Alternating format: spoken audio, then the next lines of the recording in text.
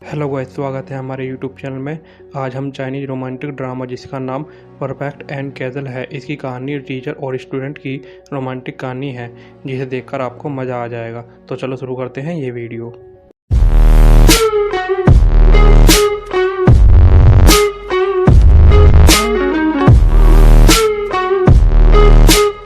Episode 1 की शुरुआत में एक लड़की जिसका नाम युनतू होता है वह बोलती है, ये साइड में है ना, ये मेरा पति है जो कि एक टीचर है।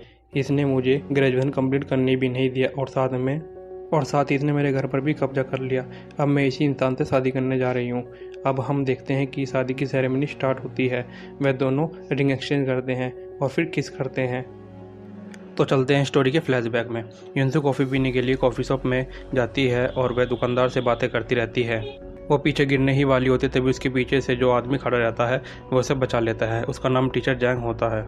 वो देखती है कि ये आदमी कितना हैंडसम है, अपने मन में सोचती है। इतने में टीचर जैंग बोलते हैं कि अगर तुम्हारा हो गया है तो मैं भी कॉफ़ी ले सकता हूँ। फिर वो टिश्यू पेपर निकालता है। यूँ सोचती है कि जो मेरे ऊपर कॉफ़ी गिरी है उसे साफ़ करने के लिए उसने निकाला है, लेकिन वह अपने जूते साफ़ करने लग जाता है।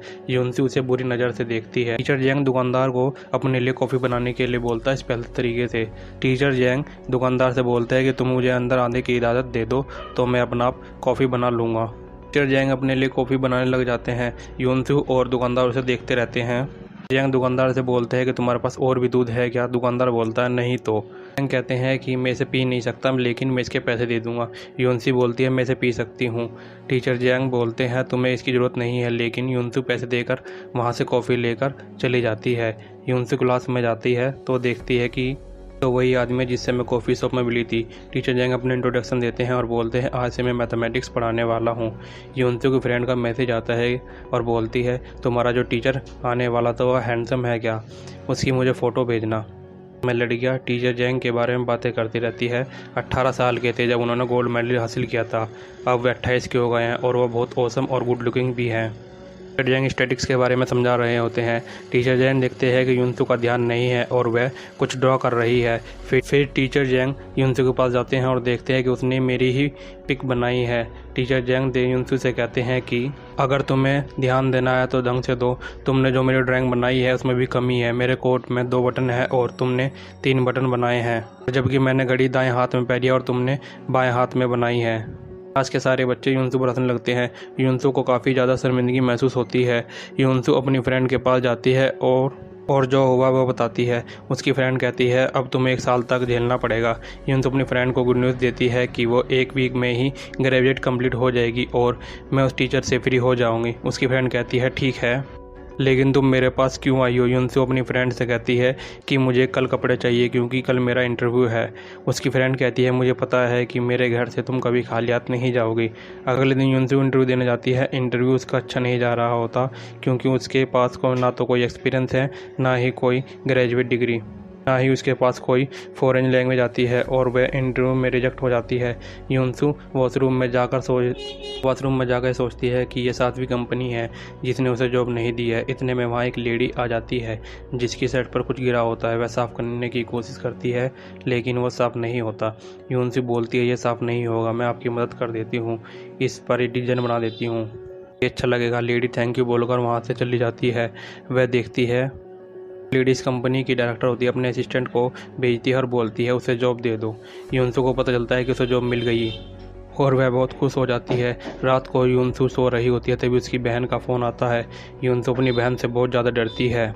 यूनसू की बहन उसका बहुत ज़्यादा ख्याल रखती है। वह यूनसू को कहती है कि फादर की एफडी पूरी हो गई है, तुम पैसे ले लेना, उन्हें सही जगह इन्वेस्ट कर देना।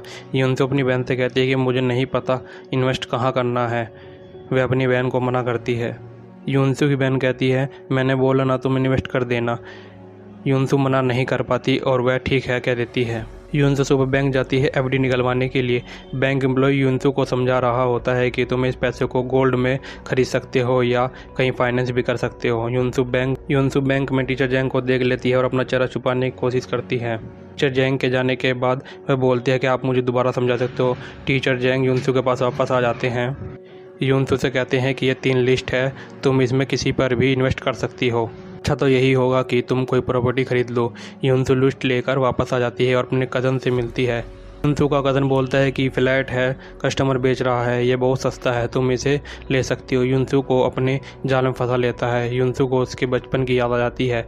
युनसू सोचने लग जाती है कि उसके फादर ने कहा था कि फ्यूचर में हमारा घर होगा। युनसू इमोशनली हो जाती है और बोलती है, मैं ये घर खरीदना चाहती हूँ। युनसू अपने दोस्तों से मिलने चली जाती है और उन्हें बताती है कि मैं घर खरीद रही हूँ। एक फ्रेंड ये कहती है कि उसे स्कॉलरशिप मिल गई और उसका दूसरा फ्रेंड लियो कहता है कि उसे हॉस्पिटल में परमानेंट जॉब लग गई है। तीनों मिलकर खुशियाँ मनाते हैं। युनसू को याद आता है कि ग्रेजुएट की फाइनल प्रेजेंटेशन की तैयारी करनी है। युनसू वहाँ से उठकर चली जाती है। टीचर जैंग इंटरनेट पर कैंसर की जानकारी चेक कर रहे होते हैं।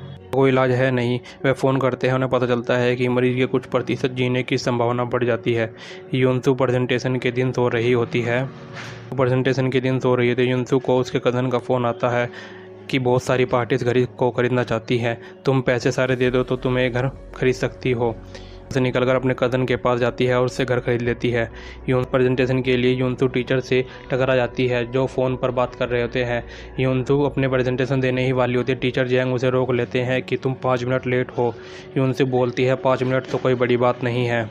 5 मिनट टीचर जैंग बोलते हैं कि 5 मिनट 57 सेकंड लेट हो मैं तुम्हें प्रेजेंटेशन देने की इजाज़त नहीं दे सकता। सभी टीचर जैंग को बताते हैं कि 57 सेकंड लेट होना कोई बड़ी बात नहीं है।